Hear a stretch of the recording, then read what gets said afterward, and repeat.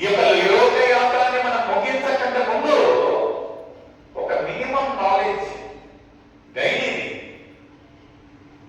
దీంట్లో మనం తిరిగేస్తా ఉంటున్నాం.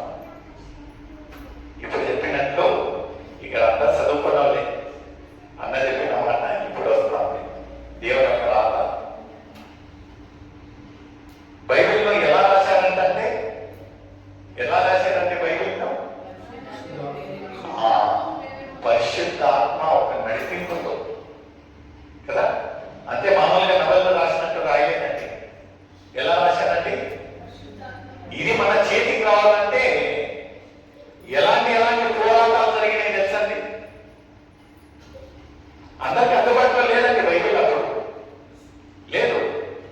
ఏదో ఒక కాలంలో ప్రభువు ఏదో ఒక సమయం సందర్భంగా దాన్ని తీసి అందులోంచి ఆయన చదివేది ఒక కరెక్ట్ కాలనేది ఉండదు. లేదు, అనుకూలంగా సమయం సందర్భంగా మాట్లాడుతూ ఉంటే అప్పుడు అందరు వినేవారు. అయితే ఇప్పుడు ఎంత చక్కగా ఒక్కొక్క ఇంట్లో ఎన్నెన్ని బైబిళ్ళు దొరుకుతాయి. అది ఊరికే స్టైల్గా పెట్టని కాదండి. దాన్ని ఏం చేయాలి? ఏం చేయాలండి? తిరిగేయాలి, నెమరవేయాలి. రాబోయే రోజులలో ఇది కరువుకాలం వస్తుంది. మనకు దొరకదు. ఇది ఉన్నప్పుడే, వెలుగులు ఉన్నప్పుడే మనం ఒక ఇంటిని మనము కరెంట్ పోయిందనుకోండి లాభం. కరెంట్ పోవడం అంటే మన ఫ్యూజ్ పోవడం. ఎలా ఉంటుంది ప్రియమైన సోదర సోదరు? ఎందుకంటే ఇక్కడ నేను చెప్పటం లేదండి. లేఖనాలు ఎంత చక్కగా ఏమంటా ఉంటున్నారంటే ఏమంటా ఉన్నారు? మరొకసారి చదువుమా. అదే 2వ వచనం చదవండి. 1 కాబట్టి సహోదరులారా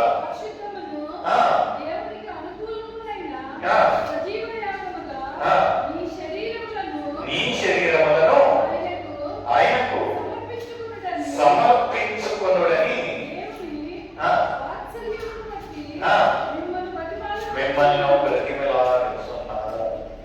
అయ్యగారికి ఏమన్నా దొరుకుతుందండి? ఇప్పుడంటే పేమెంట్లు వస్తామండి, కాబట్టి మిగతా వాళ్ళకి ఎవరికైనా వస్తుందండి. ఎందుకు కేకలేసి ఎందుకు చెప్తారండి? ఎక్కడెక్కడైతే ఈ యొక్క సువార్త లేదో అక్కడికి వెళ్ళి ఎందుకు వాళ్ళ ప్రాణాలను చేతిలో పట్టుకొని వెళ్ళి అక్కడంతా ఎందుకు చెప్తారండి? ఎందుకంటే దేవుడు చెప్పిన ఒక ఆజ్ఞ ఏముంటున్నారంటే సర్వలోకానికి వెళ్ళి చేయాలి. ఇక్కడ ఒక బ్రతిమలాడుతా ఉంటున్నాడు. నువ్వు తెలుసుకున్నావని నిన్ను ఎందుకు సృష్టించాడు? What is the great commission what God has given you? ఏమంటున్నారని తెలుసుకున్నట్లయితే మనం ఇక్కడ కూర్చోలేమండి. ఏం చేయాలి? దేవుని కొరకై ఇంకా ఏం చేయాలి? ఏం కొరత ఉంటున్నది? ఈ యొక్క సమయాన్ని దేవుని కొరకై ఎలా వాడాలి అనే ఒక ఆలోచన ఉండాలి. ఉంటున్నారా? ఎలా ఉంటున్నారు ప్రియమైన సోదరి సోదరులు? ఇక్కడ ఎంత చక్కగా చెప్తాం, ఎంత చక్కగా మనం దేవుడిని ఎరిగినట్లయితే ఆయన ఒక గొప్పతనాన్ని నలుగురికి చెప్పాల్సి వస్తుంది. కొంతమంది దేవుడిని అంగీకారం చేసి మళ్ళీ పాపంలో ఉండేవాళ్ళు చాలా ఉంది కదా. అందుకని మన రోజున ఒక అతను ఏమన్నారంటే బాప్తిజము నీటితో ఇయ్యకూడదంట. ఎందుకంటే మతి ఉండదంట. నీటిలో మునుగు తేలటం అనేది అంటే ఎలా ఇయ్యాలో బాప్తిజం అంటే బాగా మరిగే ఒక నూనెలో ఇయ్యాలంట. ఎందుకంటే మరిగే నూనెలో మనల్ని ముంచి ఎత్తారనుకోండి ఏమైతుంది? చల్లగా ఉంటుంది. ఎలా ఉంటుందండి? ఎలా ఉంటున్నదండి? చూచినప్పుడెలా జీవితాంతము మతికి ఉండేలాగా మతికి ఉంటుంది. అవును, నేను దేవుల్లో మునిగి తేలాను, లోకరీతిగా ఉన్నాను, ఇప్పుడు దేవుల్లో వచ్చాను అనేది తెలుసుకొని నీళ్ళలో ముంచి ఎత్తుతే ఏంటండి? నాకు ఆ రోజు నవ్వొచ్చింది ఆ మనిషి చెప్తే. అయితే నిజంగా ఎందుకంటే ఇక్కడ ఏమన్నా ఉంటున్నాడంటే నీవు దేవుణ్ణి అంగీకారం చేసిన తర్వాత లోకంతో నీకు సంబంధం లేదు.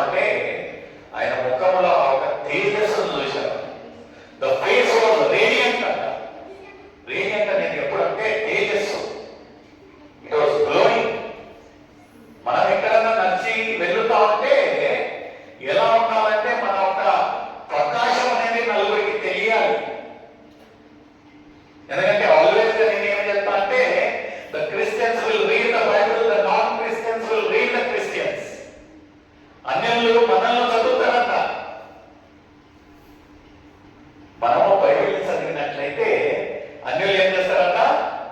మనల్ని చదువుతారంట. ఇతనే కదా మైక్ పట్టుకొని చెప్పేది, ఈమెనే కదా జాగేసుకొని పెరిగేది, ఈయననే కదా పాట పాడేది. చూస్తాం ఏంటి అని ఏం చేస్తారంట? They start reading us. ఎలా ఉంటుందండి మన ఆత్మీయ జీవితం? ఎలా ఉంటుందండి? చాలా చక్కటి మాటలండి. నిజంగా బైబిల్ను తిరిగేసి చూసినట్లయితే it is just like a two-edged sword. ఇలా ఉన్ననో అలా ఉన్ననో కట్ అవుతుంది కదా. రెండు అంచుల ఖడ్గం. ఒక సైడ్ నుంచి సేఫ్ ఉండమనేది కాదు, రెండు అంచుల ఖడ్గమని. ఎలా ఉంటున్నది మన ఒక ఆత్మీయ జీవితం? నిజంగా ప్రియమైన సోదరి సోదరుడు, యేసయ్య మనల్ని ఎందుకు పిలుస్తూ ఉంటున్నాడు, ఆయన ఏం కోరుతూ ఉంటున్నాడు అనేది మనం తెలుసుకోవాల్సి వస్తుంది. మూడవది మనం చూసినట్లయితే 2 కొరింథీ 7:1 2 కొరింథియన్స్, నేను ముగిస్తానంటే 2 కొరింథీ 7:1 ప్రియులారా గనుక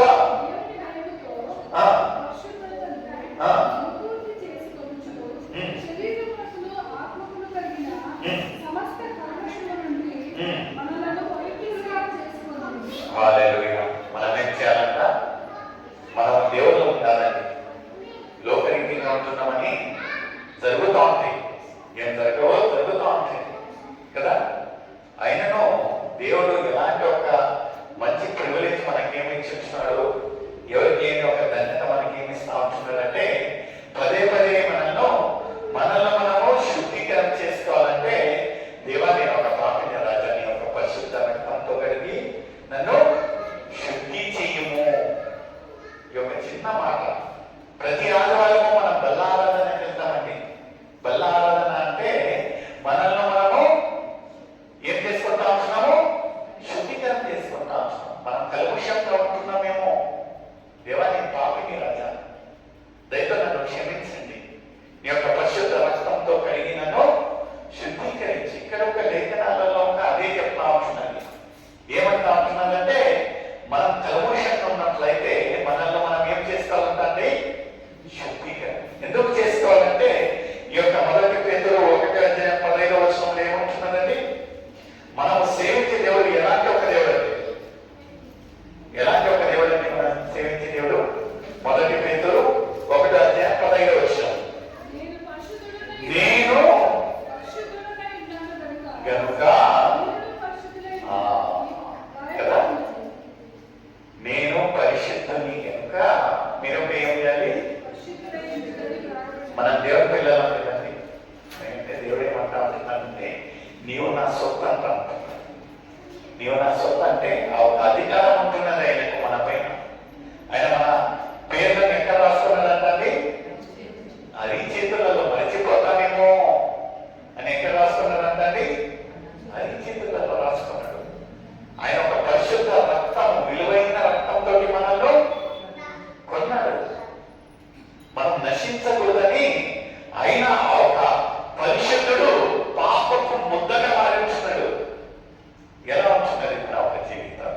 ఎందుకంటే లేఖనాలు ఏమంటా ఉంటున్నారంటే, నేను పరిశుద్ధిని కనుక మీరు ఎలా ఉండాలి? నేను I created with my own image.